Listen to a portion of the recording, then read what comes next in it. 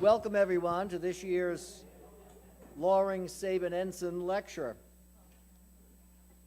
This lectureship on the contemporary interpretation of religious issues was founded in 1994 by church members and other friends to honor Loring Ensign, MDiv, class of 51, for his 25 years of service as pastor of the Southport Congregational Church.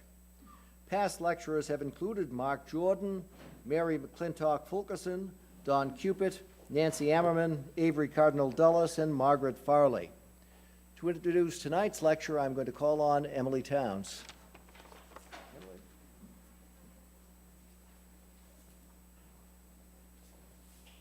It is a distinct pleasure to introduce Eboo Patel to the Yale Divinity School community gathered here this afternoon. 4 years ago? About 4 years ago, we were at the same institution getting things big and ponderous handed to us on pieces of paper, and I got to get a sense of how Eboo responds when he's in great pain. His back was out, but he refused to pull out. He wanted to address the graduating class of Washington and Jefferson, and he did. And one of the things that I remember about that speech was the passion and the commitment. He was able to communicate to students why they should care, why they should be involved in the world, and why they should care, and who they should hope to become one day in terms of people who can make a difference, and to not allow any adult, I remember that clearly, any adult to tell them they couldn't change the world. And so when I was asked to introduce Eboo, I looked up the official stuff, and I thought I would read that, but I've decided I'd rather tell you what I saw of him that day, because I expect more of the same. He has not changed. He has kept his passion. He has kept his commitment. He has kept his belief that not only the youth, but those of us who are a little older than youth, can change the world if we believe we can. We just have to get to work to do it. So tonight's lecture is entitled Acts of Faith, Interfaith Literacy in a Time of Global Religious Crisis. Please join me in welcoming Eboo Patel back to the Yale University campus and to the Divinity School as he invites us to help change the world because he knows we can and we must.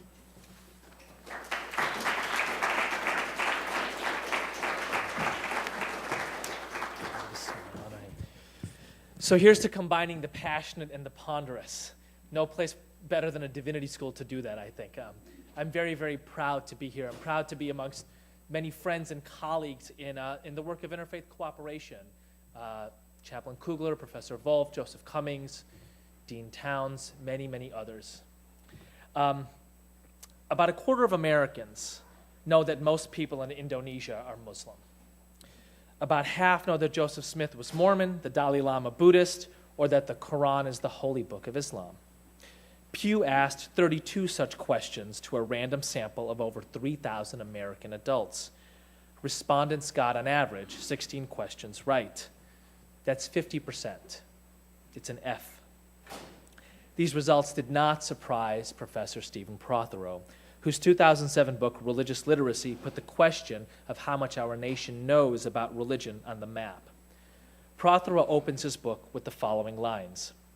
Americans are both deeply religious and profoundly ignorant about religion.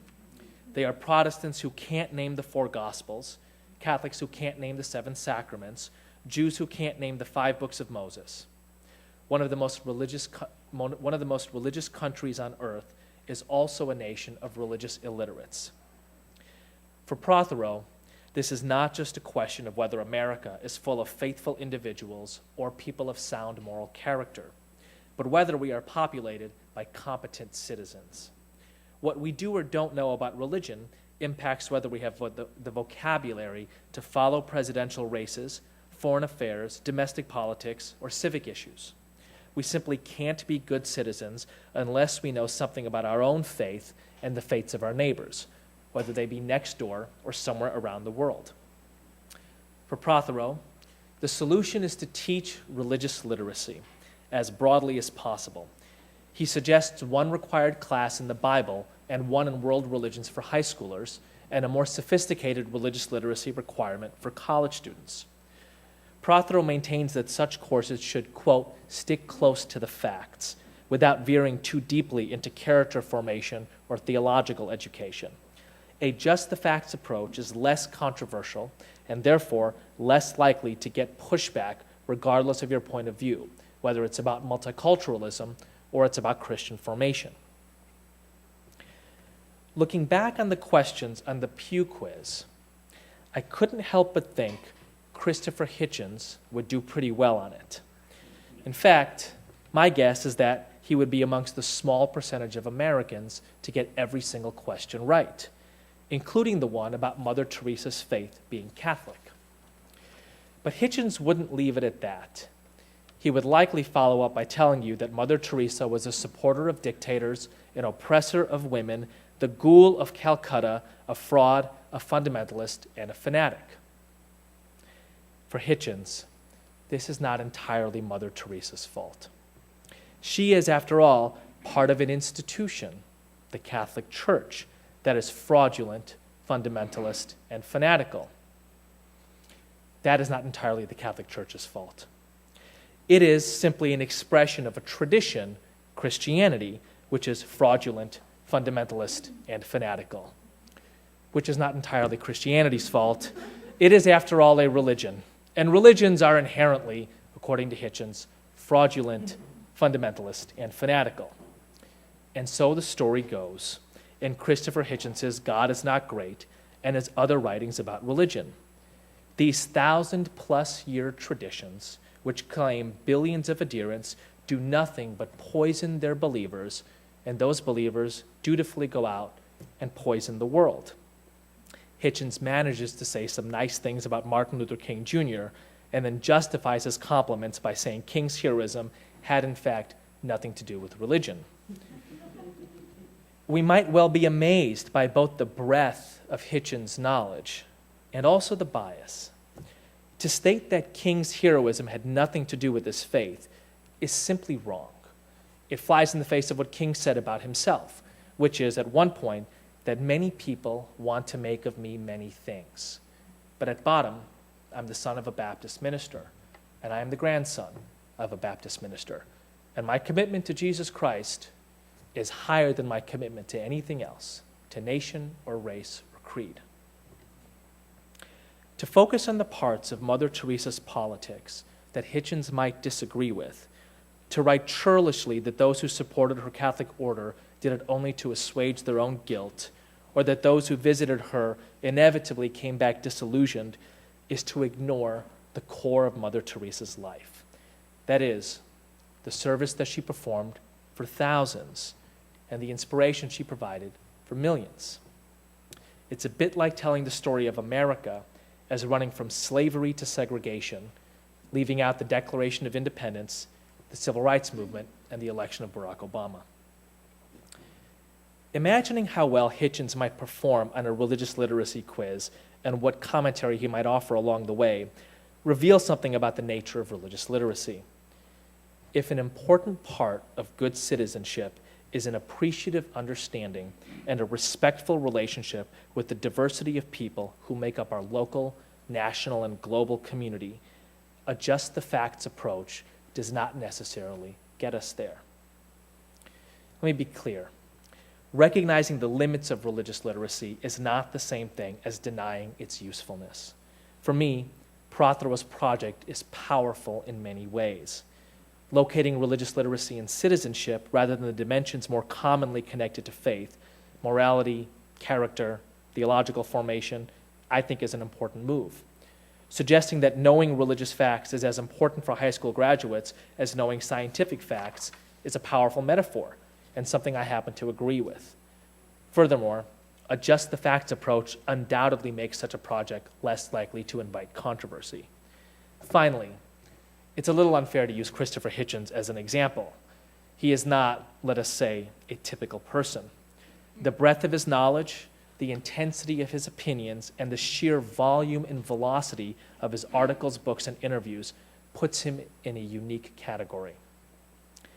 But it is that very volume and velocity, not to mention the vindictiveness with which people who hold Hitchens-like views, whether it be on religion in general, one religion in particular, or the dynamic of different religions interacting, that makes this a unique time, that I believe calls for a project that lives alongside Prothero's religious literacy.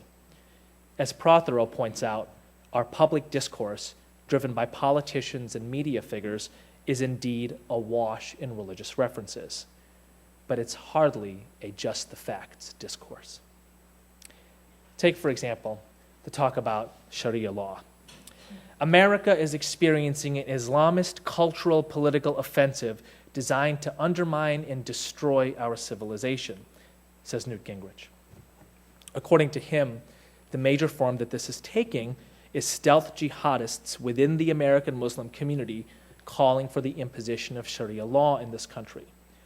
That is why Gingrich proposed a federal law saying that Sharia cannot be recognized by any court in the United States.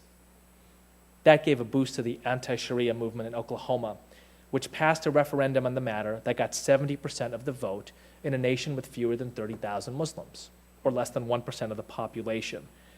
A dozen more states have made similar moves, most recently, Missouri. When politicians talk about Sharia, they don't follow it up by saying the Arabic translation is the path to water, or the 6 principles of Sharia, the right to the protection of life, property, education, religion, family, and dignity, sounds similar to the rights articulated in America's founding documents, or that there are multiple schools of interpretation of Sharia, or that Sharia shares important similarities with other systems of sacred law, Jewish halacha, for example. Sharia has become shorthand for the threat of Muslim domination. It is being used to galvanize a movement that is actively opposing the construction of mosques from California to New York. Literally, if you know the folk songs I do, from the redwood forests to the New York Island. It's being used to scare people about Muslims in America and Muslims abroad. And it is being used, not incidentally, to help fuel political campaigns from Nevada to North Carolina. If the question, which religion is Sharia associated with, ever showed up on a Pew Religious Literacy quiz, I am sad to say that many Americans would answer that one correctly. And it's not because they are concerned with the differences in Sunni and Shia schools of interpretation. It's because they have been convinced by the scare tactics of the peculiar, unholy alliance between Muslim totalitarians abroad and anti-Muslim activists here in America, who have convinced them that Sharia is a crowd of angry, bearded men shouting in Arabic and stoning blondes wearing Gap jeans. This is not a useful vocabulary for citizenship in a religiously diverse society. By design, religious literacy is meant to be neutral. But our discourse around religion is highly loaded, with apologies for the violent nature of the metaphor. To arm people only with a just the facts religious literacy is kind of like taking a knife to a gunfight. The voices claiming that faiths are fated to kill each other, that religion poisons everything, or that people who pray in Arabic are planning a takeover are not shy. Indeed, they dominate our airwaves, where many people acquire their knowledge of other religions. This is most apparent, as I've suggested already, with the discourse surrounding Islam in America. According to recent Pew research, 4 of the top 5 stories in religion in 2010 were directly or indirectly related to Islam. The Ground Zero Mosque, Terry Jones' threatened Quran burning, 9/11 commemorations, and the Obama administration's engagement with religion, which always seems to have an undercurrent about the president being a Muslim. A 2007 Pew Religion poll concluded the biggest influence on the public's impression of Muslims, particularly among those who express an unfavorable opinion of Muslims, is what people hear and read in the media. About a third of the public, including nearly half of those who have a negative opinion of Muslims, say their primary source for this is the media. A 2009 media tenor study concluded that news and commentary in Islam was negative 40% of the time, compared with 20% for Christianity. Robbie Jones at the Public Religion Research Institute discovered that the single largest predictor of whether you supported the King hearings on the radicalization of the American Muslim community was whether you watched Fox News. An Ohio State University study found that only 28% of Americans who believed false information about Islam, things like the definition of Sharia being bearded men bellowing Arabic and stoning women in jeans, were willing to reject that false information when presented with more accurate information. This is particularly troubling given that we have an active misinformation industry about Islam at work. It is important for me to say here that the original source of this misinformation industry in contemporary times are extremist Muslims. A 2007 Washington Post piece called "Without the Video, It's Just an Attack" details just how deliberate and strategic Islamist groups are when it comes to spreading an ideology through videos. They are not just expert in murder, they are expert in messaging. Such groups take weeks to develop sophisticated videos meant to present Islam as a religion that requires Muslims to dominate others. These include videos that record the final statements of suicide bombers, Zarqawi's grotesque beheading videos, YouTube speeches of bin Laden or al-Awlaki seeking to recruit and instruct extremists around the world, even jihadi cool videos that show Islamist violence to the tune of hip-hop. It must be said that one of the reasons stoning is associated with Sharia and Islam is because certain religious and political leaders in certain Muslim-majority countries are eager for stonings to be organized and even more eager for the videos of such stonings to be seen. Murdering people is only one of the goals of the Islam must dominate movement amongst Muslim totalitarians. Spreading the idea of Islam as a violent religion and convincing people that we are in a clash of civilizations is just as central to their agenda. Sometimes I imagine the leadership of the Taliban or Afghanistan in the mountains of Tora Bora, and they're carrying with them Qurans, Kalashnikovs, and video cameras. And I think to myself, why would you weigh yourself down with video cameras? Why would you go to the extra trouble of videotaping your heinous murder? Well, it's because that videotape has the opportunity to poison tens of millions of minds. And in my view, for them, the videotape is the point. Unfortunately, there are individuals and groups here in the United States who are eager to emphasize that same message. Basically, that extremism is not a perversion of Islam, it's a core principle of the faith. These are not minor groups. Their voices are not soft, and their reach is not small. A recent New York Times profile of the anti-Muslim activist Brigitte Gabriel quotes her essential message as, "America has been infiltrated on all levels by radicals who wish to harm America. They have infiltrated us at the CIA, at the FBI, at the Pentagon, at the State Department. They are being radicalized in radical mosques in our cities and communities within the United States." Her organization, Act for America, has 500 chapters, has 155,000 members. It's run by the gentleman who helped build the Christian Coalition into one of the most potent forces in American politics in the 1980s. This is not a small movement. Miss Gabriel is far from alone. There is Pamela Geller, who created the furor around Cordoba House. Miss Geller's blog effectively set the terms of the debate. It reaches 200,000 unique visitors a month. Cordoba House wasn't a group of Muslims seeking to expand their prayer space and make a contribution to American civil society with interfaith programming. It was a monster mosque that signified a victory lap by the brethren of the 9/11 terrorists. Miss Geller, and I'm sure all of you know this, was virtually ubiquitous during the heat of that issue in August and September of this past year. On Fox News seemingly every night, on 60 Minutes, even getting a New York Times profile. There are pseudo-scholars like Robert Spencer, who runs the popular Jihad Watch website. There are powerful figures in the world of Christianity, like Franklin Graham. There are possible presidential candidates, like the aforementioned Newt Gingrich, whose Sharia speech at the American Enterprise Institute signaled just how mainstream Muslim bashing had become in certain political circles. For my money, the single best example of just how loaded and lopsided our public discourse around religion, especially Islam, has become was Mr. Gingrich's statement that, quote, Cordoba House is a deliberately insulting term. Every Islamist in the world recognizes Cordoba as a symbol of Islamic conquest. Gingrich goes on to claim that the founders of the Cordoba House project, long held up as leaders of interfaith cooperation by the Bush administration, the Obama administration, governments around the world, are in league with these Islamists.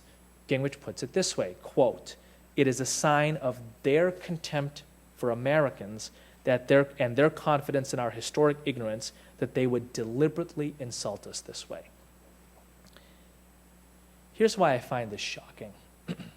For the last 10 years, interfaith activists, mainstream Muslims, many scholars have sought to hold up Cordoba as a symbol of interfaith cooperation, a time when Islamic civilization was living out the pluralistic dimensions of its tradition and nurturing positive relationships between the diverse communities that lived in Cordoba.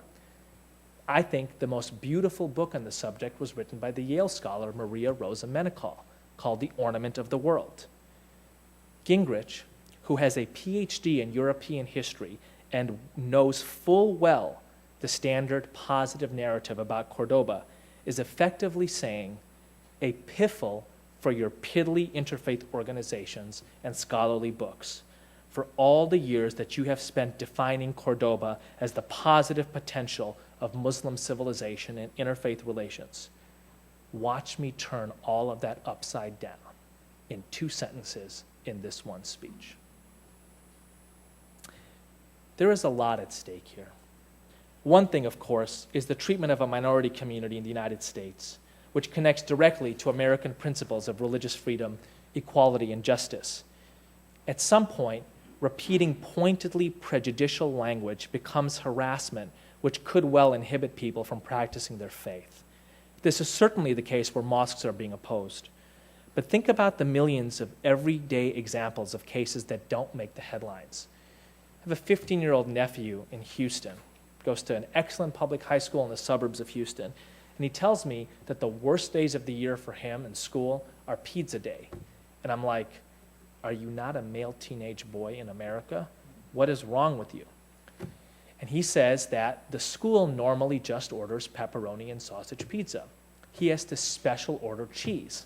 And when he is eating his cheese pizza slice at the lunch table with his friends, all eating sausage and pepperoni, they inevitably say, why are you only eating cheese pizza? And he has to say, because of my religion. And they say, what is that religion?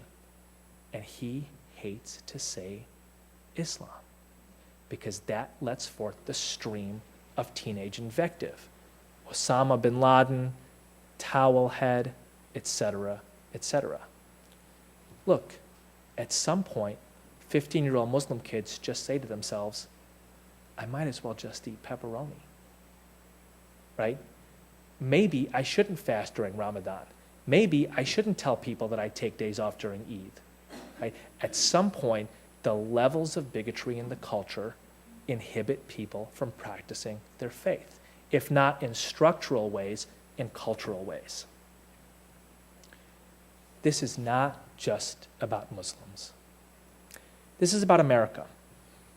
And what it means to be an American.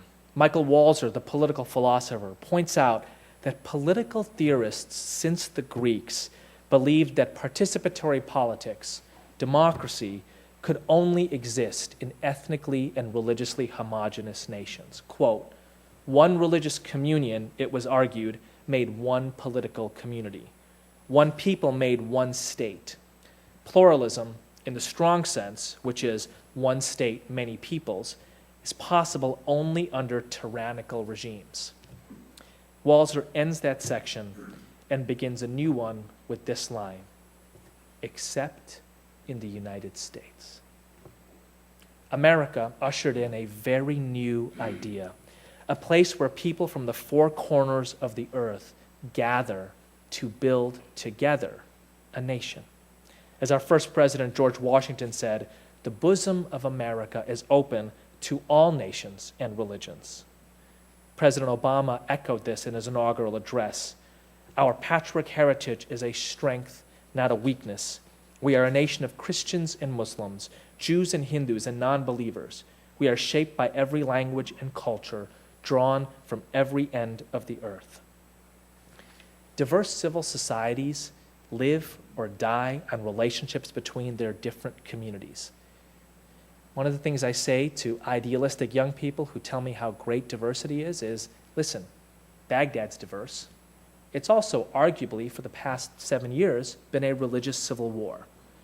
The same can be said for the worst moments in recent history in Bombay, Belfast, and the former Balkans.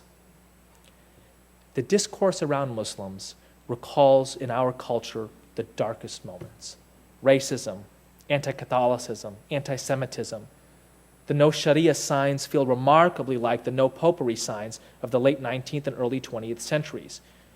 In the 1850s, the virulently anti-Catholic Know Nothing Party elected 75 members to the U.S. Congress.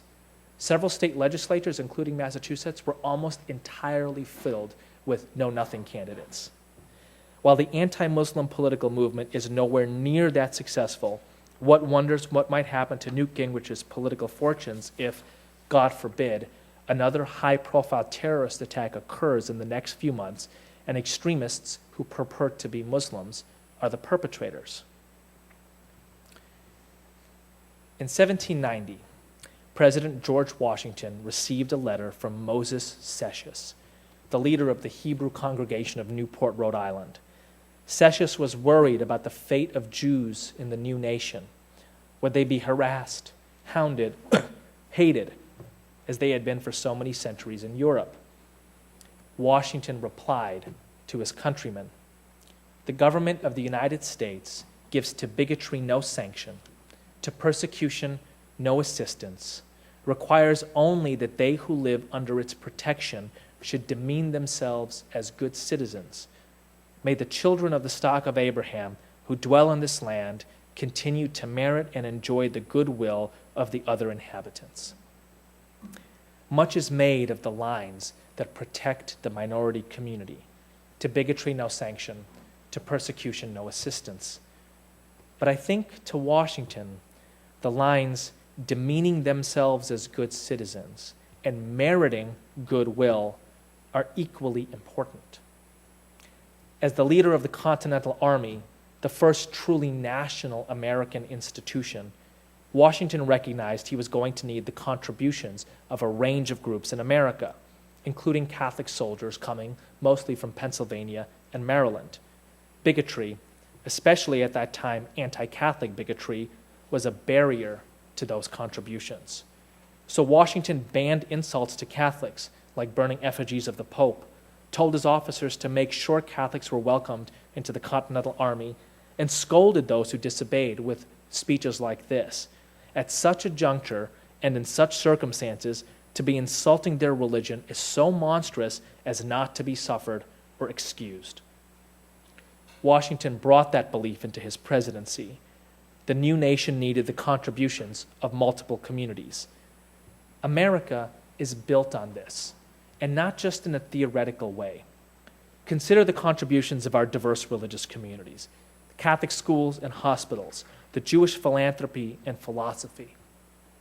It wasn't that long ago that Catholic schools were viewed as centers of sedition, that Jewish philanthropy was thought of as a nefarious plot to gain influence in elite circles. Today, America would literally be unimaginable without such institutions. The irony of the Cordoba House situation is that it was never meant to be a private space for Muslims, but a public space for community gathering, which is one of the reasons that the local council voted overwhelmingly in its favor. It wasn't just Muslims that lost a place to pray. It was a neighborhood that lost a swimming pool, a theater, an art gallery. Bigotry does not just erode the freedom and equality of particular groups. It erects barriers to their contributions to American public life. And that hurts us all. The question then is, what type of knowledge would facilitate good citizenship in a religiously diverse civil society? At the organization I lead, the Interfaith Youth Corps, we call this interfaith literacy. If you'll permit me another metaphor, if religious literacy is analogous to stones, each piece, each fact, a bit of neutral information, like associating Sharia with Islam or Mother Teresa with Catholicism, think of that as a separate rock. You can do lots of things with rocks. You can use those rocks to build barriers between people, learning the facts and interpretations that accentuate differences and deepen divides. You can use rocks to build bunkers that shield your community from the outside world. You can throw rocks at other people. Interfaith literacy is a knowledge base about religion that is useful in building bridges. Interfaith literacy promotes respect for people from different religious backgrounds, builds positive relationships between diverse communities, and advances their commitment to the common good. I think there are four main components to interfaith literacy. The first one is what we call the theology of interfaith cooperation.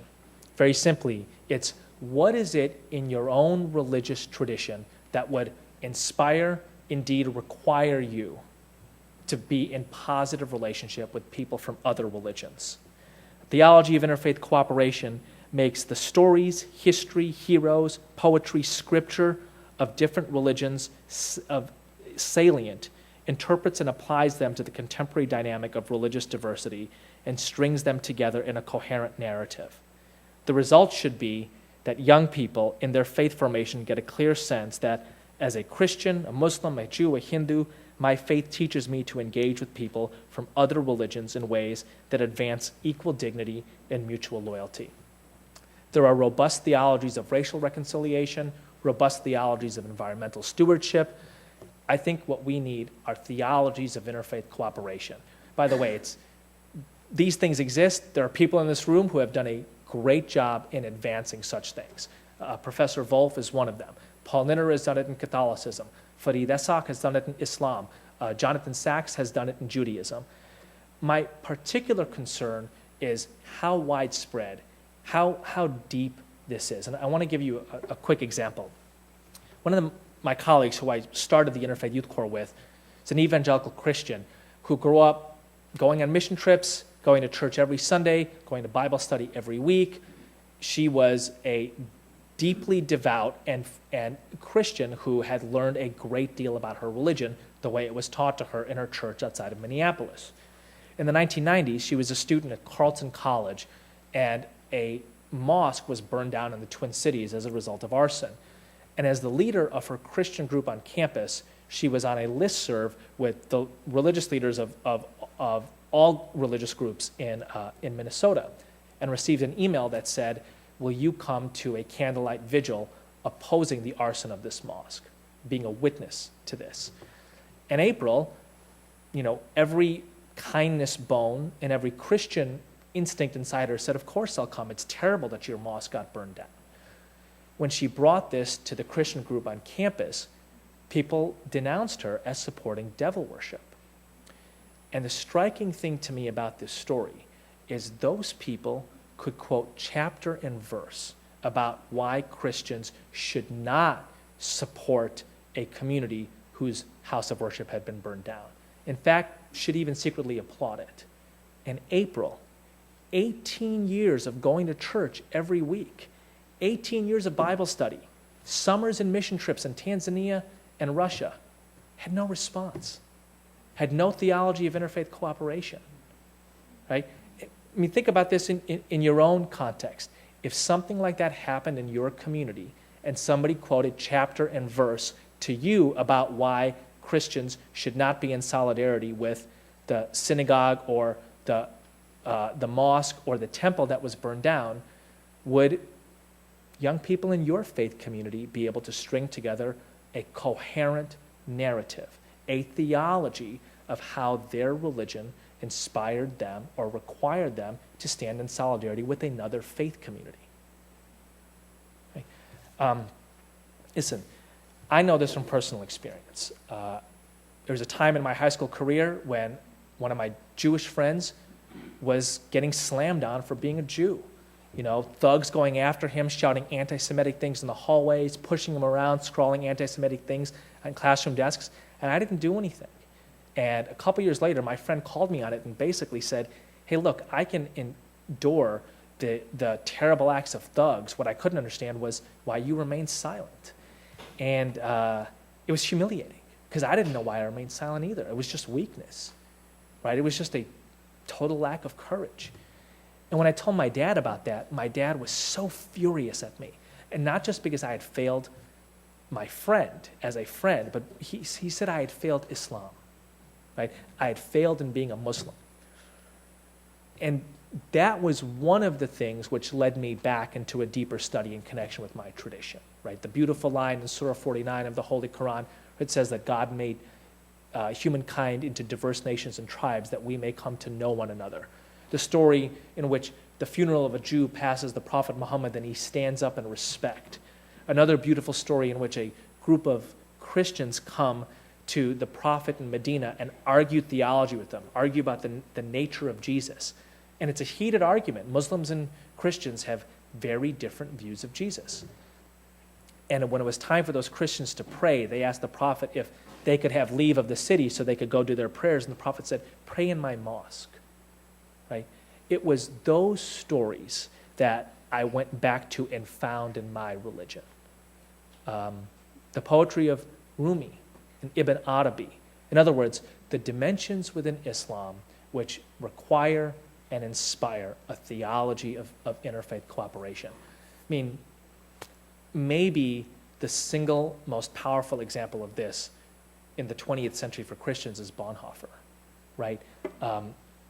For me, the most powerful story about Bonhoeffer, even more powerful than, you know, the assassination plot or the fact that Hitler's last act was to order the murder of Bonhoeffer, was that after a particularly egregious and hateful night of violence by Nazis in Jewish neighborhoods, Bonhoeffer got on German radio and said these words: "Those who did not speak out for the Jews do not deserve to sing Gregorian chants."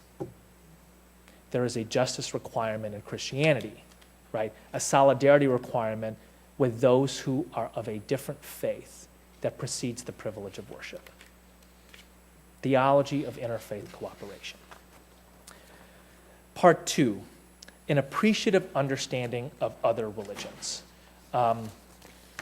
You all have seen the picture of the guy with the sign that says, "All I know about Islam, I learned on 9/11," right? So that is the opposite of an appreciative knowledge of religion. But basically, it's the positive contributions of religious communities to, go Marshall Hodgson on this, religious civilizations to a community, a nation, the world, right? President Obama, I think, actually does a terrific job on this when speaking about Muslims. In his Cairo address, what he points, he has this beautiful line: "As a student of history, I know civilization's debt to Islam. It was Islam at places like Al-Azhar University that carried the light of learning through so many centuries, paving the way for Europe's Renaissance and Enlightenment. It was innovation in Muslim communities that developed the order of algebra, our magnetic compass and tools of navigation, our mastery of pens and printing, our understanding of how disease spreads and how it can be healed. Islamic culture has given us majestic arches and soaring spires, timeless poetry and cherished music, elegant calligraphy and places of peaceful contemplation. Islam has demonstrated through words and deeds the possibilities of religious tolerance and racial equality." What's there is not, "I love your 5 prayers a day," right? What's there is not, it's not matters of worship or dogma or Muslim religious practice. What's there is the notion that Islam, in addition to dogma, worship, religious practice, is a community of people inspired by a tradition which has expressed itself in manifest contributions to human civilization, right? It's what people say about how America was built by Christian contributions and Jewish contributions, and what many people are trying to point out, yes, and also by the contributions of other such communities. We do such a good job on this score when it comes to what I call traditional multiculturalism: race, gender, ethnicity, increasingly sexuality, right? As the father of a soon-to-be 4-year-old who is watching now copious quantities of Nickelodeon Junior, much less basketball than I would like to be watching at this point in the year, I mean, I'm amazed by how deeply multiculturalism has been woven into our cultural fabric. 2 of the most popular shows on Nick Jr. are Dora and Diego. And up front, the learning objectives of those shows, what they say every time those are on, and they are on many times a day, trust me, part of the purpose of this show is to teach appreciation of Latino culture, right? In the interludes in between shows, there are stories of Black History Month, beautiful stories of Black History Month on Nick Jr., beautiful stories of people from different ethnicities in celebration, in, doing family things, preparing food, right? Part of what we want to teach kids as young as 2, 3, and 4 is America is made up of different ethnic, racial, and national groups, and they contribute to our culture. What I am suggesting is that we develop an appreciative knowledge about how different religious communities have done the same thing. Part 3 of interfaith literacy is the recognition of shared values between religions. The leader of Religions for Peace, William Venley, defines this as matters that are deeply held and widely shared. Things like mercy, compassion, hospitality. Love of neighbor brings up perhaps the most powerful shared values initiative in America and the world right now, which is the Common Word document. Guy back there who has had something to do with that document, Professor Wolf, right? This idea that the love of neighbor is powerful common ground between Islam and Christianity, and really all the religions, and that when we talk about Muslims and Christians, when we talk about Islam and Christianity, that's where we should begin the conversation. The various ways in which Islam, in its scripture, in its heroes, in its poetry, in its historic eras, has expressed love of neighbor. The various ways Christianity has done that, and how, in my view, most importantly, we can do that together. Finally, knowledge of moments in history in which interfaith cooperation has been inspiring. One of the reasons I think this is so important is because you have an academic discourse that religious communities are fated to fight, Huntington's Clash of Civilizations, and you have an everyday commonplace discourse that religious communities are fated to fight. I can count literally every day, I will get comments from people who say, well, those people in the Middle East, they've always fought. They're always going to fight. Why are you trying to do something about it, right? Muslims and Christians have always fought. They're always going to fight. Sunnis and Shias have always fought. They're always going to fight, right? This sense of the past has been ugly, therefore the future is going to be ugly. And that's just not true. It's just false. But like my friend April, when other people could quote chapter and verse about matters of Christians saying we can't have positive things to do with other religious communities, unless we have examples at the tip of our tongues, at our fingertips, about inspiring moments in history where interfaith cooperation has mattered, the people who say religions have always fought win the day, right? My personal favorite moment of this is 1963 in Chicago, when a man who, in my view, had every justification to focus only on his own community, right, who missed the trains going from Warsaw to Auschwitz by 6 weeks, who saw 6 million of his co-religionists burned in Hitler's hellfires, when he traveled from New York to Chicago to watch a young black Baptist preacher do his thing, right? And what Heschel wants to do is darshan with King. He wants to see him, right? He's heard about him. He's read about him. He wants to see him. In the back of that lecture hall, Heschel whispers along with King as he preaches Amos, "Let justice rain down like waters and righteousness like a mighty stream." And he writes in his journal later, the soul of Judaism is at stake in the civil rights movement. A couple years later, when he marches with King in Selma, Heschel says, listen, Christianity and Judaism, they're different religions, different liturgies, different beliefs. But in Selma, marching with King for freedom, I felt like my legs were in prayer. Right? What an inspiring moment. And actually, I read the whole civil rights movement as an interfaith movement. King is introduced to the idea of nonviolence as a social reform movement when he is 20 years old, in seminary, hearing a lecture on Christian love where Mordecai Johnson gives the example of Mahatma Gandhi as the exemplar of Christian love. And I'm thinking to myself, here's this prince of the black church raised exclusively around Christians, right, in the early mid-20th century in Atlanta. What must be going through the back of his mind in this lecture hall in Philadelphia when Mordecai Johnson is using Gandhi as the exemplar of Christian love? Well, I'm glad what was going through the back of his mind was, if Gandhi could get nonviolence as a social reform movement from Hinduism, how might I find that same courage, those same resources in Christianity? King, in 1959, makes a trip to India. He wants to do darshan with Gandhi's ghost, if you will. Gandhi had been dead for 10 years at that point.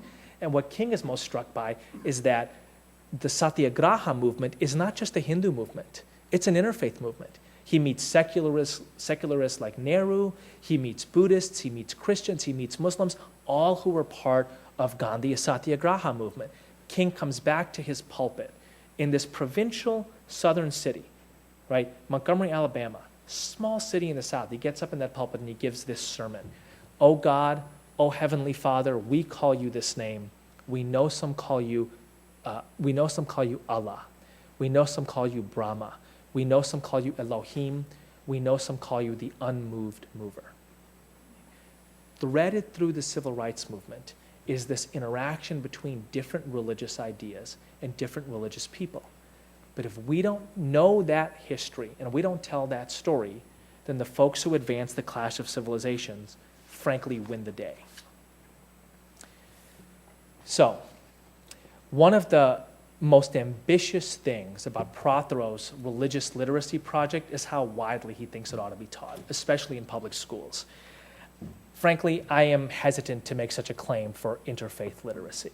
I think, as Prothero suggests, that it would in fact promote a large outcry if we asked public schools to teach an appreciative knowledge of other religions, a theology of interfaith cooperation, shared values across religions, et cetera, et cetera, et cetera.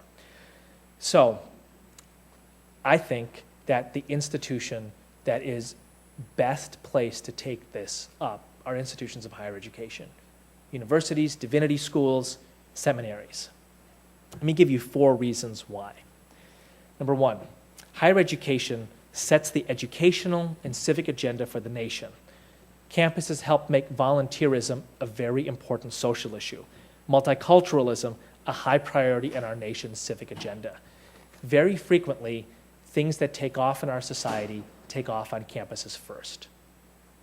Number 2, college campuses are social laboratories that can illustrate what success looks like. While there may be frigid relations between some religious groups and politics in the public square, a college campus has both the mission and the resources: chaplains, diversity offices, religion departments, resident advisors, to proactively cultivate positive relationships between Muslims and Jews, Hindus and humanists, Buddhists and Baha'is, Protestants and Catholics. You demonstrate cooperation rather than conflict. Finally, number 3, campuses have the resources and the mission to advance a knowledge paradigm. If we're going to have a set of people in this country who are interfaith literate, if you will, they're going to have to learn the knowledge somewhere, and higher education is best positioned to teach said knowledge. Finally, Campuses train the next generation of leaders. Let me give you a very personal example of this. I woke up January 20th, 2009, and I discovered I had 50 friends in the White House. And it's not because I'm that cool. It's because I went to college between 1988 and 1998 in America, when the diversity movement was at one of its heights. And I and many of my colleagues in college caught the multiculturalism bug. The idea that America is best understood as a nation of people from different backgrounds collectively building a country. We got the framework in college, we acquired the knowledge base in college, we learned the skill set in college, and most importantly, we applied that skill set and knowledge base. We ran multicultural activities on our college campuses, events, programs, etc., bringing black folks and white folks, Indian and Mexicans together, right? And when a set of those people had the chance to do it at the highest level of American politics, which is to say a presidential race and a White House administration, they took the opportunity. That's why people like Mara Vanderslice, Joshua Dubois, Sonal Shah, the list goes on and on and on, are in the White House. Because when they saw a presidential candidate who for them symbolized that dream of a multicultural America, they signed on, having learned the skill set, the knowledge base, and the framework in college. In my view and in my life, that's the best example of a movement that was begun in college that I saw personally take root on the national stage. I think the interfaith movement can do the same thing. I am often accused of preaching to the choir. In this case, I am preaching to the sopranos because I don't know, I frankly don't know an institution that's better at this than a combination of Yale Divinity School and Yale University, right? Yale Divinity School in the Common Word Project, in the new mission statement, which I was so inspired to read, focuses on training leaders for peace and justice in a multi-faith environment, right? I mean, you take this idea of advancing that knowledge base, being a model, training leaders very seriously. Yale College with Chaplain Sharon Kugler and her fantastic colleagues, Omar, Nate, and others, who run not one but two interfaith councils, who help encourage those students to organize interfaith service days, interfaith weekends, who in other words aren't just training for kind of an internally focused interfaith conversation, but also an externally focused interfaith leadership, right? I think that this is the kind of place that hundreds of other institutions should look to and say, how do we have a mission statement like Yale Divinity School? How do we have our version of the Common Word Project? How do we have our version of the interfaith councils that the Yale Chaplain's Office has, right? I think an interesting question to ask for institutions that are even at, the highest levels of performance like Yale is at, is how widespread should such knowledge be? And the way that I think about this is that when a college president shakes the hand of a graduating senior, he or she wants to have some degree of confidence that that person has acquired a knowledge base in American minority cultures, right? Has some knowledge of non-Western civilizations. That's why there are required courses in these things. Has some positive experience working with people from different ethnic and racial backgrounds. That's part of the hallmark of higher education in America, and it should be widely shared. It's not just for enthusiasts, it's for everyone. I wonder if we shouldn't have that same aspiration, not requirement, but aspiration for students graduating from institutions when it comes to interfaith cooperation. Right? Shouldn't we have some appreciative knowledge of the major religions in the world?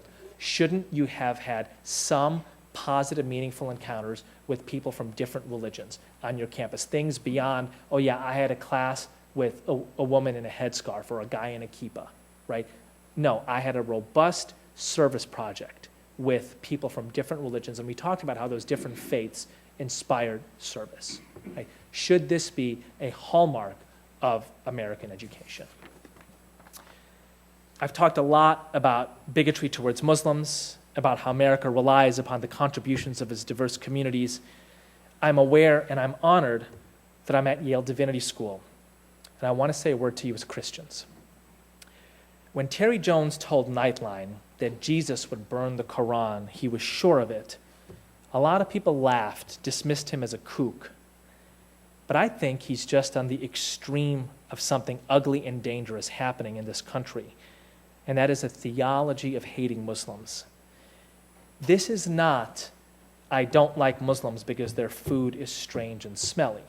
This is, the Bible teaches me to hate Muslims. We don't work with Muslims because we're Christians. My church won't let Muslims in because they're the Antichrist. When something gets written into theology, it means some kid in Kenya or Lithuania could be reading it 100 years from now. When hatred gets stitched into a religious fabric, it takes an awful lot of energy to unstitch it and restitch love in its stead. This ought to sound chillingly familiar to anyone with a passing knowledge of Christian history, which everyone in this room has much more than I do, which is, of course, the theology of anti-Semitism. The way that I think about this is, if you think Jews have horns, you're ignorant. If you think Jews killed Jesus, you're dangerous, right? Because that's a theology. That's written into your religious tradition. And I am concerned that this is happening in Christianity with regards to Islam. And I have some personal knowledge of this as a Muslim in a religion in which anti-Semitism has been stitched in, especially in the last 25 years. One of the people I admire most in the world, Sheikh Hamza, talked about getting infected with anti-Semitism during his years in the Muslim world and having to basically purge it from himself when he came back here. He gave this remarkable talk at the Islamic Society of North America conference where he said, I was not taught it as a kid. It is un-Islamic. It is un-American. It is inhuman. We should not be propagating this. It is going to take a long time for Muslims to purge from their theology hatred of Jews. I would be very sad if Christians were absorbing, now that we have passed now that a theology of anti-Semitism has been purged from Christianity for at least some decades, if you're learning a new theology of hatred. I think about this sometimes with regards to race. Maybe my favorite American nonfiction writer of the 20th century is James Baldwin. And one of the reasons I find him so remarkable is because he wasn't just concerned with what it felt like to be black and on the business end of the police baton in Harlem. He wasn't just concerned with what racism did to black folks. He was concerned with what racism did to white folks. He writes this, I am also concerned for their dignity, for the health of their souls. It is so simple a fact, and one that is so hard apparently to grasp. Whoever debases others is debasing himself. I want to end with a story that exemplifies bad and good. There's a story about an American pastor who's stationed in Europe during World War II, during the Holocaust. And his church in America sends him money so that he can come home and celebrate Christmas with his home church. And he uses the money to help a group of Jews flee to safety. And one of his congregants is furious about this and writes him a letter and says, how could you use that money to help people who weren't even Christian? And he writes back a letter which includes these 3 words, because I am. Thank you.